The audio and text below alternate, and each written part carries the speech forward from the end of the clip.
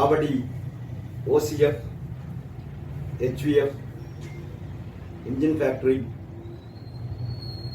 Trichy OFT, HAPP மற்றும் Aravankadu cordite factory எனது அருமை தொழிலாளர் தோழர்களே, சகோதரிகளே,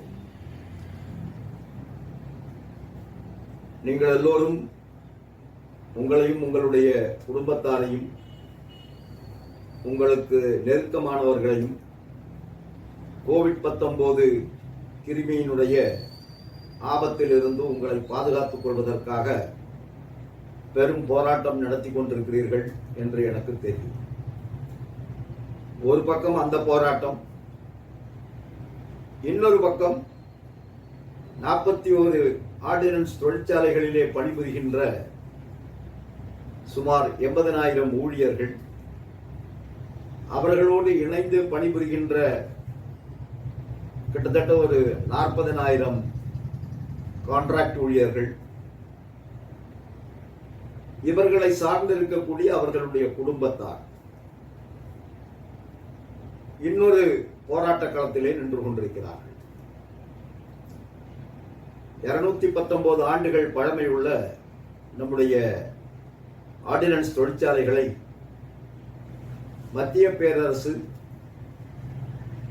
கார்ப்பரேஷனாக மாற்றுவது என்று முடிவெடுத்து அந்த முடிவை அமல்படுத்துவதற்காக பாதுகாப்பு அமைச்சர் ராஜ்நாத் சிங் அவர்களுடைய தலைமையில் 6 பேர் கொண்ட மத்திய அமைச்சரவை குழு, empowered committee of group of ministers அப்படிங்கிற ஒரு குழுவையும் ஏற்படுத்தி அந்த குழுவிற்கு ஆலோசனை வழங்குவதற்காக ஒரு கன்சல்டன்ட் நிறுவனத்தையும் நியமித்திருக்கிறது.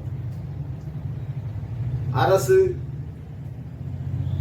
நம்முடைய தொழிற்சாலைகளை கார்ப்பரேஷனாக மாற்றி அதை அம்பானி, அதானி போன்ற பெரும் ஏகபோக கார்ப்பரேட் நிறுவனங்களிடம் ஒப்படைப்பதற்கான வேகமான நடவடிக்கைகளை எடுத்து வருகிறது.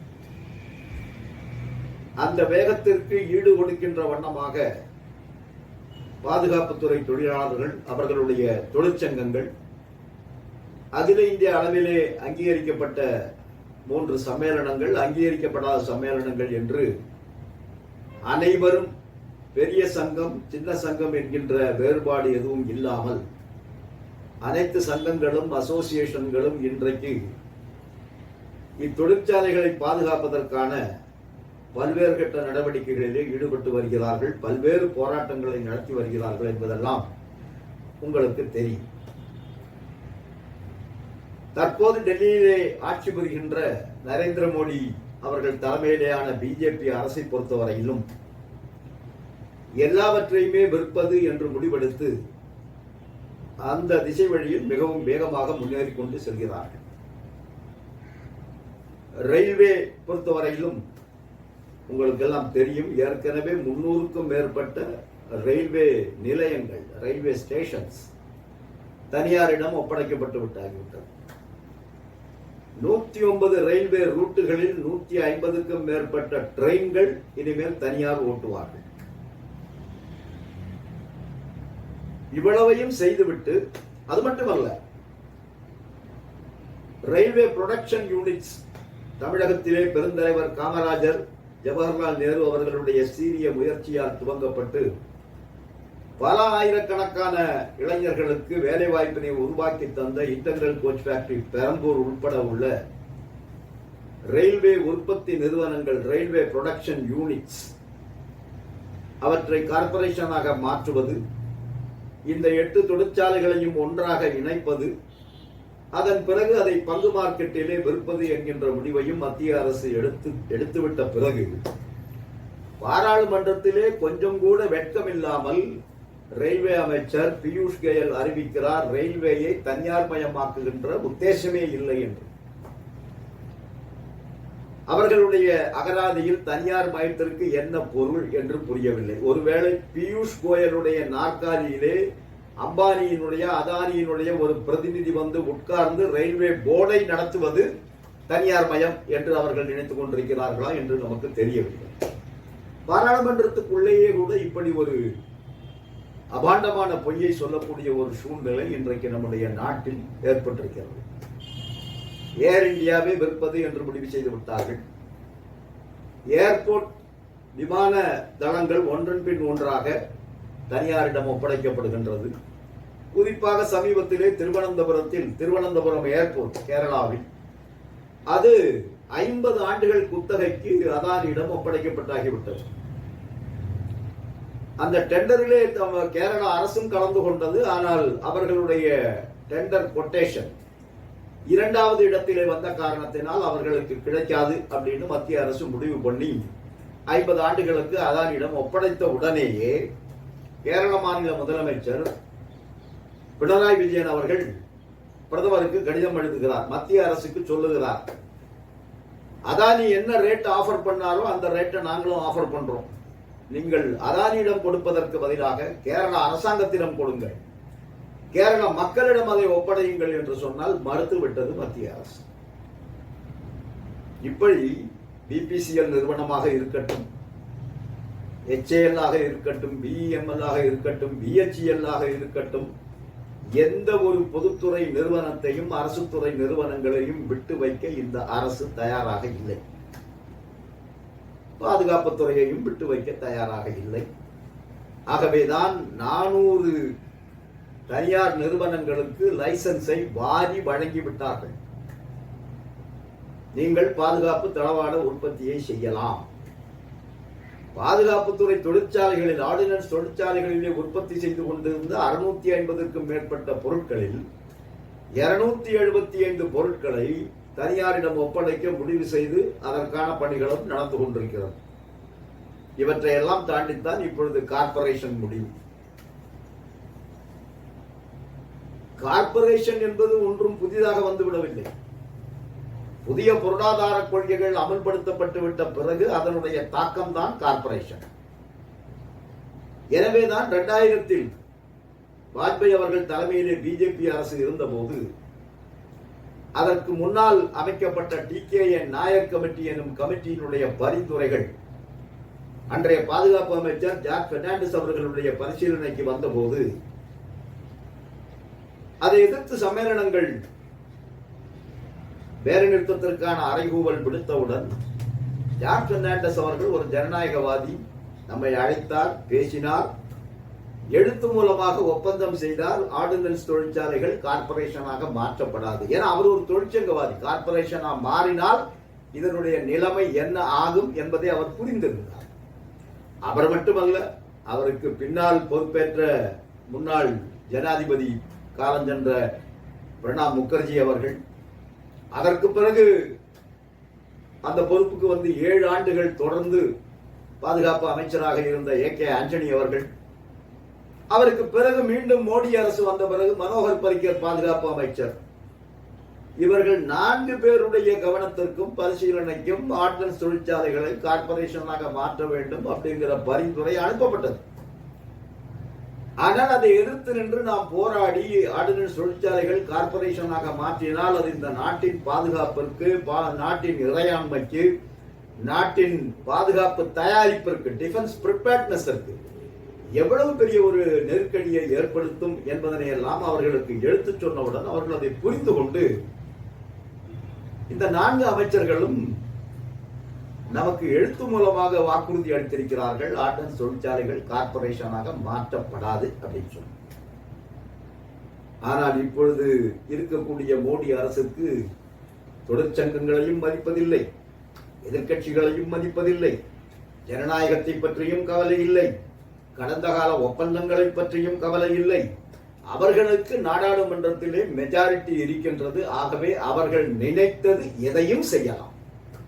அவர்களை கேட்பதற்கு நாதி இல்லை, கேட்பதற்கு யாரும் இல்லை என்கின்ற நிலைப்பாடு எடுத்துத்தான் சரியான சந்தர்ப்பத்திற்கு காத்திருந்து கோவிட்-19 நாம் எல்லோரும் வீட்டை விட்டு கூட வெளியே வர முடியாத ஒரு சூழ்நிலையில் உயிருக்கு பயந்து வாழ்ந்து கொண்டிருக்கின்ற காலகட்டத்தை பயன்படுத்தி அவர்கள் வெளியிட்ட ஏராளமான அறிவிப்புகளில் ஒரு அறிவிப்பு, ஆர்டினன்ஸ் தொழிற்சாலைகள் கார்ப்பரேஷனாக மாற்றப்படும், பொதுத்துறை நிறுவனமாக மாற்றப்படும், பங்கு மார்க்கெட்டில் அதை கொண்டு வந்து அதனுடைய பங்குகள் விற்கப்படும். பகிரங்கமாக அறிவித்தார் நிர்மலா சீதாராமன் நிதியமைச்சர் அவர்கள். அடுத்த அறிவிப்பில் என்ன சொல்லுகிறார்? இனிமேல் மத்திய அரசின் கீழ் எந்த பொதுத்துறை நிறுவனமும் இருக்காது, அவையெல்லாம் தனியாரிடம் ஒப்படைக்கப்படும். ஸ்ட்ராட்டஜிக் செக்டார் என்று அழைக்கக்கூடிய பாதுகாப்புத்துறை போன்ற துறைகளில் மட்டும் ஒரு 4 பொதுத்துறை நிறுவனம் இருக்கும், அவ்வளவுதான். ஏற்கனவே பாதுகாப்பு துறையில 9 பொதுத்துறை நிறுவனம் இருக்கு. இதை நீங்கள் புரிந்து கொள்ள வேண்டும். HAL, BEL, BEML, BDL இது போன்று 9 பொதுத்துறை நிறுவனங்கள் ஏற்கனவே இருக்கு பாதுகாப்பு துறையில். இப்ப நம்மள ஒரு பாதுகாப்பு துறையாக ஒரு பொதுத்துறையாக மாற்றினால் 9 + 1 10. ஆனா அரசாங்கம் என்ன சொல்லுது? 1 அல்லது 1க்கு மேற்பட்ட கார்ப்பரேஷன். அப்ப 9 + 2 பண்ணா 11, 9 + 3 பண்ணா 12, அப்படி இந்த நம்பர் இன்க்ரீஸ் ஆகிட்டே போகும். இவையெல்லாம் செய்து முடித்து விட்ட பிறகு எந்த 4 அரசாங்கத்தில் இருக்கும், மீதிய எது தனியார் கிட்ட போகும் அப்படிங்கறத அரசு முடிவு பண்ணும். நிலைமை ரொம்ப தெளிவாக இருக்கு நம்ம முன்னாடி. நம்மை கார்ப்பரேஷனாக மாற்றுவதனுடைய பிரதானமான நோக்கமே நம்முடைய தொழிற்சாலைகளை ஓராண்டு ஈராண்டு காலத்திற்குள்ளாக கார்ப்பரேட் நிறுவனங்களிடம் ஒப்படைக்க வேண்டும். இவ்வளவுதான் அஜெண்டா, வேற ஒன்றும் அஜெண்டாவே இல்லை. ஏன் அப்படின்னு கேட்டீங்கன்னா, 1,00,000 கோடி ரூபாய் மதிப்பு அப்படின்னு நாம சொல்றோம். எழுத்து மூலமாக இதுவரைக்கும் 10-15 தடவை அரசாங்கத்துக்கு சொல்லிட்டோம். 1,00,000 கோடி ரூபாய் சொத்தை விற்காத அப்படின்னு சொல்றோம். இன்றைய தேதி வரையிலும் அதை மறுத்து நீ போய் சொல்ற 1,00,000 கோடி இல்ல 500 கோடி தான் அப்படின்னு அரசாங்கம் சொல்லல. 65,000 ஏக்கர் நிலம் இருக்கு, அதை விற்காத அப்படின்னு சொன்னா இன்றைய தினம் வரைக்கும் நமக்கு பதில் சொல்லல. நீ சொல்றது தப்பு, 65,000 ஏக்கர் இல்ல, மொத்தத்திலே ஒரு 1000 ஏக்கர் கூட கிடையாது அப்படின்னு நமக்கு சொல்லல. அப்படின்னா என்ன பொருள்? நாம சொன்னதெல்லாம் கரெக்ட்னு அர்த்தம். இந்த தொழிற்சாலைகளை பாதுகாக்கணும். இது நாட்டின் சொத்து, நாட்டு மக்களுடைய சொத்து. ஆவடியில மட்டுமே 3 தொழிற்சாலைகளுக்கும் சேர்த்து 2000 ஏக்கர் நிலம் காமராஜர் கொடுத்திருக்காரு. எதுக்காக கொடுத்தாரு? அவர் முதலமைச்சராக இருக்கும்போது தான் கொடுத்தாரு. எதுக்காக கொடுத்தாரு? அம்பானி அதானிக்காக கொடுத்தாரா? நம்முடைய மேடை தொழிற்சாலை இருக்கு தெலுங்கானா மாநிலத்தில். அன்றைக்கு அது ஒன்றுபட்ட AP மாநிலமாக இருந்தது. அந்த எத்து மைதானம் என்பது ஒரு மிகப்பெரிய கிராமம். விவசாயிகள் விவசாயம் செய்து கொண்டிருந்த நிலம். இந்திரா காந்தி அம்மையார் அவர்கள் வந்து நான் இங்க ஒரு டிஃபென்ஸ் ஃபேக்டரி ஆரம்பிக்க போறேன், நீங்க நிலத்தை கொடுங்கன்னு சொன்ன போது அந்த விவசாயிகள், அந்த மக்கள் அப்படியே அந்த நிலத்தை கொடுத்துட்டாங்க. அப்ப அவர்கள் கொடுத்தது எதுக்காக? நாளைக்கு மோடி வந்து இதை அம்பானிக்கும் அதானிக்கும் கொடுப்பாருன்னு தெரிஞ்சிருந்தா இந்திரா காந்தி கேட்கும் போது அந்த லேண்ட், அந்த நிலத்தை கொடுத்துருக்க மாட்டாங்க. நீங்க ஆர்டன்ஸ் ஃபேக்டரி படுமலுக்கு போங்க. இந்திரா காந்தி அம்மையார் அவர்கள் இறப்பதற்கு ஒரு தினத்திற்கு முன்னால் வந்து ஃபவுண்டேஷன் ஸ்டோன் போட்ட தொழிற்சாலை ஆர்டன்ஸ் ஃபேக்டரி படுமல். அது விவசாயிகள் கிராமங்கள், பல கிராமங்கள் அங்கே இருந்தது. விவசாய நிலம் இருந்தது, வீடுகள், குடிசைகள். அந்த அம்மா வந்து கேட்ட உடனேயே கொடுத்துட்டாங்க. எடுத்துக்கோங்க, ஃபேக்டரி தானே ஆரம்பிக்கிறீங்க, நாட்டின் பாதுகாப்பிற்காக எடுத்துக்கொள்ளுங்கள் அப்படின்னு சொல்லி கொடுத்தாங்க. இன்னைக்கு அந்த இடத்தை மோடி அரசு அம்பானி அதானியிடம் ஒப்படைப்பதாக இருந்தால் அந்த விவசாயிகள் எதற்கு அதை ஏற்றுக்கொள்ள வேண்டும்? நிச்சயமாக அவர்கள் குரல் கொடுக்க வேண்டாமா? அம்பானி அதானியிடம் நீ கொடுப்பதாக இருந்தால் என்னுடைய முப்பாட்டன் எனக்கு கொடுத்த நிலத்தை நீ எனக்கு திரும்ப கொடு அப்படின்னு அந்த விவசாயிகள் கேட்கணும். கேட்பாங்க, நிச்சயமாக கேட்பாங்க. ஆகவேதான் இன்றைக்கு நாடு தழுவிய ஒரு மிகப்பெரிய இயக்கத்தை இன்றைக்கு பாதுகாப்புத்துறை தொழிலாளர்களுடைய தொழிற்சங்கங்கள் மிகவும் வேகமாக தீவிரமாக நடத்தி கொண்டு வருகிறார். இந்தியாவினுடைய அநேகமாக இருக்கக்கூடிய எல்லா பெரிய அரசியல் கட்சி தலைவர்களையும் நம்முடைய தலைவர்கள், தோழர்கள் சந்தித்து இந்த போராட்டத்திற்கு ஆதரவு திரட்டியுள்ளார். இப்பொழுது பொதுமக்களை சந்தித்துக் கொண்டிருக்கிறார்கள். இந்தியா முழுவதும் இதை ஒரு மக்கள் இயக்கமாக, a national movement for saving the ordnance factories, பாதுகாப்புத்துறை தொழிற்சாலைகளை, ஆர்டினன்ஸ் தொழிற்சாலைகளை பாதுகாப்பதற்கான ஒரு தேசிய மக்கள் இயக்கமாக இதை மாற்றுவதற்கு நம்முடைய தொழிற்சங்க தோழர்கள் இன்றைக்கு பொதுமக்களை நாடி சென்று கொண்டிருக்கிறார்கள். பொதுமக்களும் இதுவரையில் எனக்கு கிடைத்துள்ள தகவலின்படி மிகவும் ஆர்வமாக தன்னெழுச்சியாக வந்து பொதுமக்கள் அந்த விண்ணப்ப மனுவிலே பிரதமருக்கு அனுப்புகின்ற அந்த கோரிக்கை மனுவிலே கையெழுத்திருக்கிறார்கள். இது ஒரு பீப்புள்ஸ் மூவ்மெண்டாக மாறிக்கிட்டு வருது. ஏராளமான நாடாளுமன்ற உறுப்பினர்கள் இன்றைக்கு கடிதம் எழுதி இருக்கிறார்கள் மத்திய அரசுக்கு, உங்களுடைய முடிவை மாற்றிக்கொள்ளுங்கள் என்று. நேற்றைய தினம் நாடாளுமன்றத்தில், ராஜ்யசபாவில், மாநிலங்களவையில் இந்திய கம்யூனிஸ்ட் கட்சியினுடைய நாடாளுமன்ற உறுப்பினர் தோழர் பினோய் விஸ்வம் அவர்கள் அவைத்தலைவருடைய பிரத்யேக அனுமதியை பெற்று ஆர்டினன்ஸ் தொழிற்சாலைகளை கார்ப்பரேஷனாக மாற்றுவதை தொழிலாளர்கள் ஏற்க மாட்டார்கள், மக்கள் ஏற்க மாட்டார்கள், இந்த நாடு ஏற்காது, ஆகவே அதை திரும்ப பெறுங்கள் என்று ஆணித்தரமாக பேசியிருக்கிறார். ஆதரவு பெருகி வருகின்றது.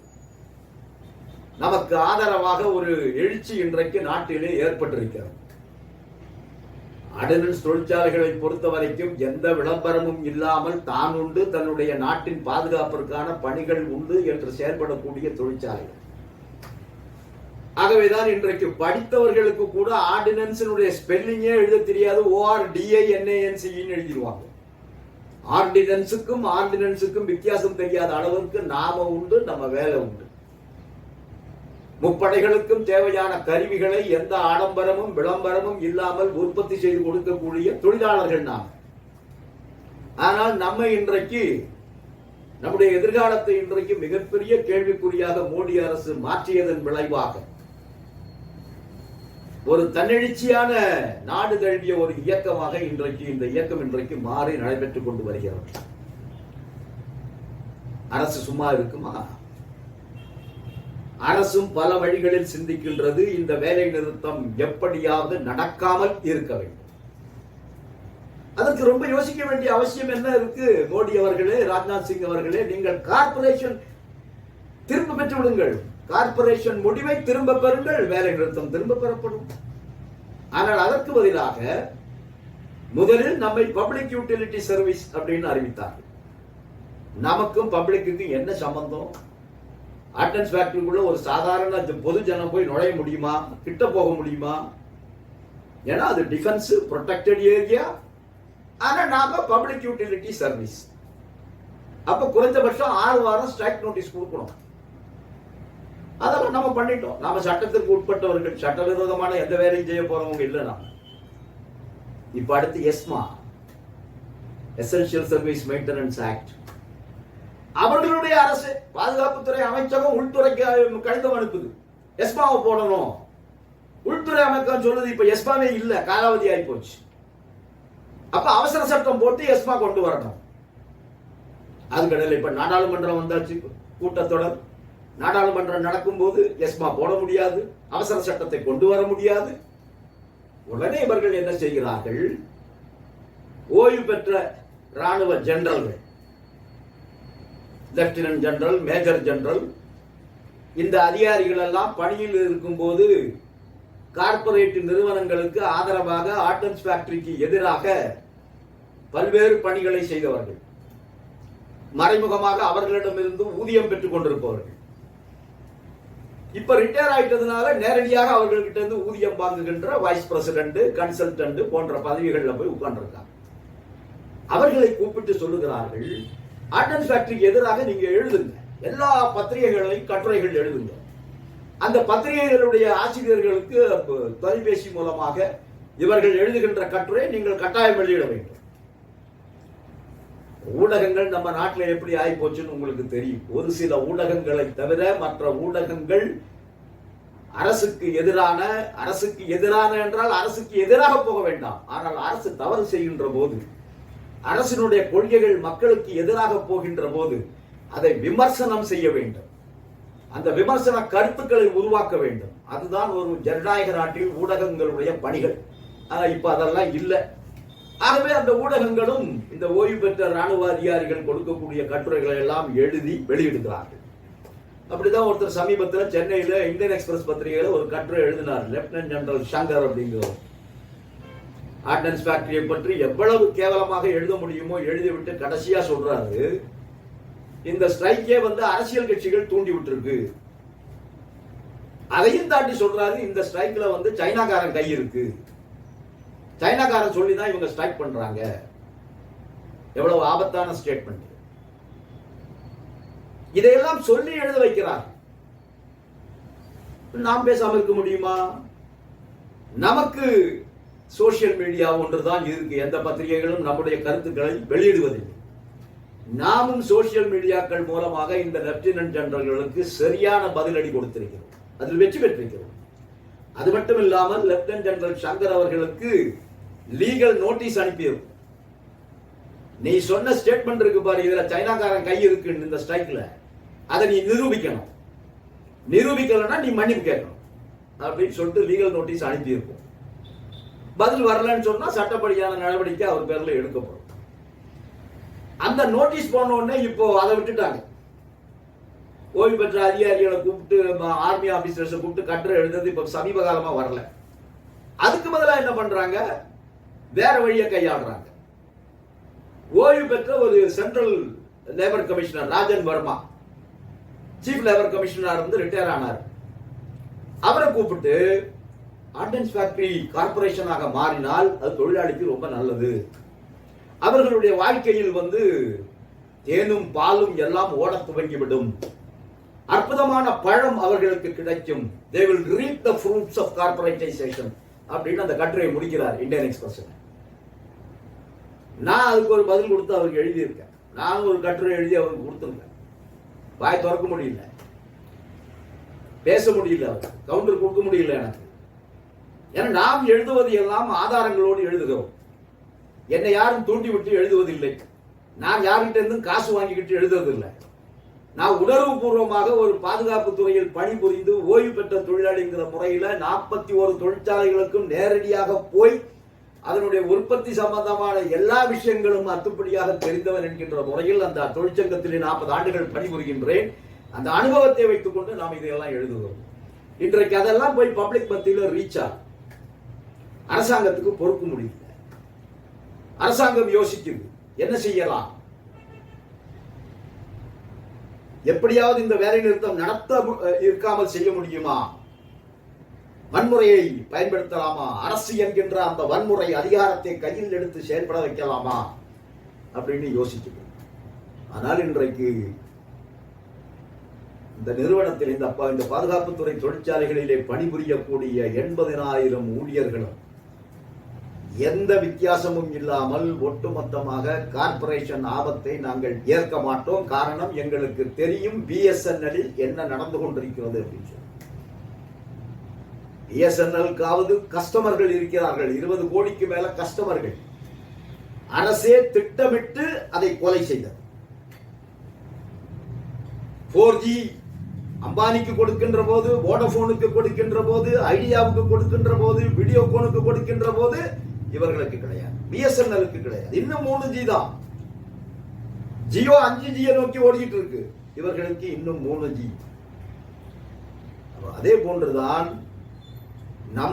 நமக்கு ஒரே கஸ்டமர் ஆர்மி. அந்த ஆர்மி நமக்கு லோடு கொடுத்தா மட்டும்தான் நம்முடைய தொழிற்சாலைகள்ல வேலை இருக்கும், பணி இருக்கும். அந்த ஒரு கஸ்டமரை மட்டும் நம்பி இருக்கக்கூடிய நாம இப்பவே பெரிய சிக்கல்ல இருக்கிறோம். லோடு நமக்கு கொடுக்க மாட்டேன் என்கிறார்கள். 11,000 கோடிக்கு கூட இந்த வருஷத்துல லோடு இல்ல. பல தொழிற்சாலைகள்ல அவர்களுடைய அடிப்படை ஊதியத்தை கூட ஏர்ன் செய்வதற்கான அளவுக்கு அங்கு வர்க் இல்ல. வர்க்கை கொடுப்பதற்கு அரசு தயாராக இல்லை. கொஞ்சம் கொஞ்சமாக ஆர்டினன்ஸ் தொழிற்சாலைகளை அழிக்க வேண்டும் என்கின்ற நோக்கோடு செயல்பட்டு வருகின்றது அரசு. ஆனால் இது நாட்டின் பாதுகாப்பிற்கு எவ்வளவு பெரிய ஆபத்தை ஏற்படுத்தும், நாட்டினுடைய டிஃபென்ஸ் ப்ரிப்பேர்ட்னஸிற்கு எவ்வளவு பெரிய நெருக்கடியை இது ஏற்படுத்தும் என்பது ஆட்சியாளர்கள் புரிந்து கொண்டிருக்கிறார்களா அல்லது புரிந்து கொண்டே இப்படி செய்கிறார்களா என்பது நமக்கு தெரியவில்லை. ஆனால் நாட்டு மக்கள் புரிந்து கொள்ள வேண்டும். எல்லாவற்றையும் தனியாரிடம் ஒப்படைக்க கூடாது, ஒப்படைக்க முடியாது. இன்றைக்கும் இந்த கோவிட்-19 ஆபத்திலும் சாதாரண மக்களை பாதுகாத்துக் கொண்டிருப்பது அரசு மருத்துவமனைகள், அரசு டாக்டர்கள், அரசு நர்சுகள், அரசாங்கத்தினுடைய சுகாதாரத்துறையை சேர்ந்த ஊழியர்கள். அவர்கள் தான் இன்றைக்கும் ஓரளவுக்கு ஒரு சாதாரண மக்களுக்கு கோவிட்-19 வந்தால் அதிலிருந்து தன்னை காப்பாற்றிக் கொள்ள முடியும் என்கின்ற நம்பிக்கையை ஏற்படுத்தி கொண்டிருப்பது அரசுத்துறை நிறுவனங்களும் அரசுத்துறை மருத்துவமனைகளும் தான். கார்ப்பரேட் மருத்துவமனைகள் அல்ல. 4 நாள் 3 நாள் மருந்தே இல்லாத ஒரு வியாதிக்கு ட்ரீட்மெண்ட் செய்தேன் என்று 5 லட்சம் 7 லட்சம் 10 லட்சம் பில் போட்டு கொடுக்கின்ற கார்ப்பரேட் நிறுவனங்கள், கார்ப்பரேட் மருத்துவமனைகள் ஒரு உதாரணமாக நாம் எடுத்துக்கொள்ளலாம். இன்றைக்கு ஆர்டினன்ஸ் தொழிற்சாலைகள் இருக்கு. ராணுவம் உரிமையோடு கேட்க முடியும், எனக்கு வேண்டும் துப்பாக்கி, எனக்கு வேண்டும் சீருடைகள், எனக்கு வேண்டும் டேங்க், எனக்கு வேண்டும் வெடிமருந்து, எனக்கு வேண்டும் வெடிகுண்டு, எனக்கு வேண்டும் பாராசூட், எதை வேண்டுமானாலும் உரிமையோடு கேட்டு பெற்றுக்கொள்ள முடியும் என 41 தொழிற்சாலைகள், அதனுடைய 80,000 தேசப்பற்றுமிக்க ஊழியர்கள் தயாராக இருக்கிறார்கள். நாளைக்கு அவர்கள் இல்லாமல் போனால், ஆர்டினன்ஸ் தொழிற்சாலைகள் இல்லாமல் போனால், இந்த நாட்டினுடைய ராணுவ வீரன் தன்னை பாதுகாத்துக் கொள்வதற்காக அம்பானி அதானிகளுடைய வாயிலிலே சென்று தட்ட வேண்டும். இது ஏற்படலாமா? இந்த நாட்டின் பாதுகாப்பை அப்படிப்பட்டவர்களிடம் ஒப்படைக்கலாமா? ஒப்படைத்தால் இந்த நாட்டின் பாதுகாப்பு என்ன நிலைமைக்கு தள்ளப்படும்? ஆகவே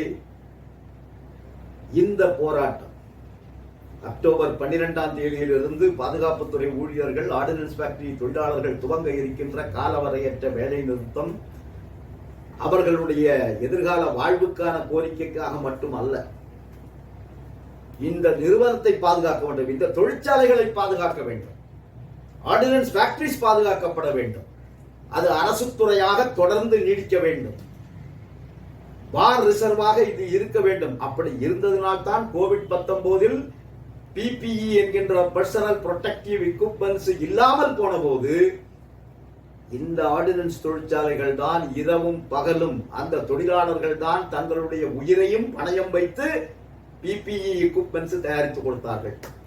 அந்த நன்றி கூட இந்த நரேந்திர மோடி அரசுக்கு இல்லாமல் அந்த தொழிலாளர்களை பழிவாங்கும் நோக்கோடு 219 ஆண்டுகள் பழமையுள்ள இந்தியாவினுடைய மிக மூத்த தொழிற்சாலைகளை மிகவும் சாதாரணமாக அம்பானி அதானிடம் ஒப்படைக்க நினைத்தால், ஆர்டினன்ஸ் தொழிற்சாலைகளில் பணிபுரிந்த அல்லது பணிபுரிந்து ஓய்வு பெற்ற தொழிலாளர்கள் அவர்களுடைய கடைசி சொட்டு ரத்தம் இருக்கின்ற வரையில் அந்த ரத்தத்தை சிந்தி இந்த 41 தொழிற்சாலைகளையும் பாதுகாப்பார்கள்.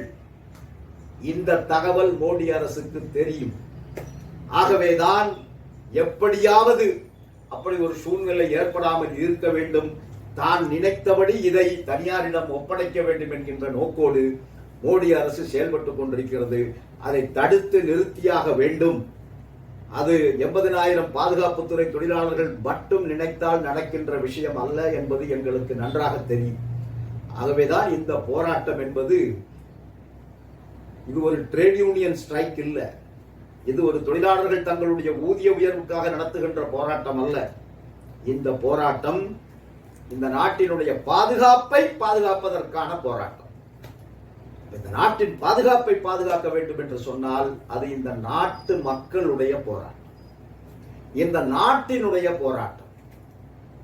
அந்த போராட்டத்தில் பாதுகாப்புத்துறை தொழிலாளர்கள் மட்டுமல்லாமல் அந்த தொழிற்சாலைகளை சுற்றி இருக்கக்கூடிய பொதுமக்கள் மட்டுமல்லாமல் காஷ்மீரில் இருந்து கன்னியாகுமரி வரை, குஜராத்தில் இருந்து அருணாச்சல் பிரதேஷ் வரை இந்த நாட்டினுடைய பாதுகாப்பை பற்றி கவலைப்படுகின்ற ஒவ்வொரு குடிமகனும் பாதுகாப்புத்துறை தொழிலாளர்கள் துவங்கியுள்ள இந்த தர்ம யுத்தத்தில் உங்களையும் இணைத்துக் கொண்டு இந்த 219 ஆண்டுகள் பழமையுள்ள தொழிற்சாலைகளை பாதுகாக்க வேண்டும்.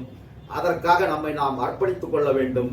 படைத்துறை தொழிற்சாலை தொழிலாளர்களை பொறுத்த வரைக்கும் 12 அக்டோபரிலிருந்து நடைபெற இருக்கின்ற காலவரையற்ற வேலை நிறுத்தத்தை நீங்கள் வெற்றிகரமாக நடத்துங்கள்.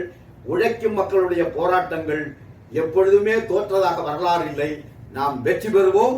படைத்துறை தொழிற்சாலைகளை பாதுகாப்போம். நன்றி தோழர்களே.